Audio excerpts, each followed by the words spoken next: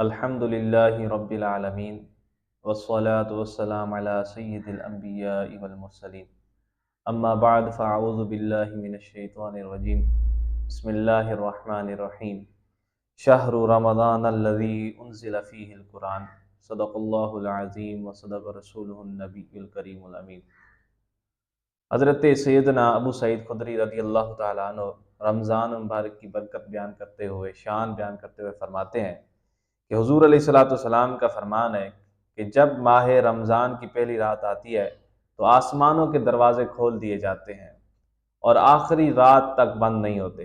جو کوئی بندہ اس ماہ مبارک کی کسی بھی رات میں نماز پڑھتا ہے تو اللہ عز و جل اس کے ہر سجدے کے عوض یعنی بدلے میں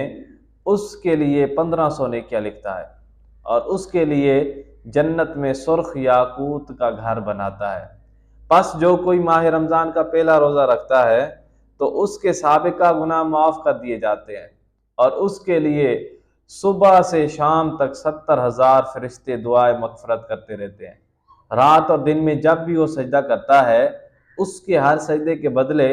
اسے جنت میں ایک ایسا درخت عطا کیا جاتا ہے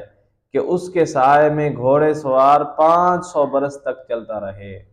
اتنی برکت ہے رمضان مبارک کی۔ فرماتے ہیں کہ اگر کوئی روزہ رکھے خلوص نیت کے ساتھ تو اللہ تعالیٰ اس کے تمام صغیرہ گناہ معاف فرما دیتا ہے۔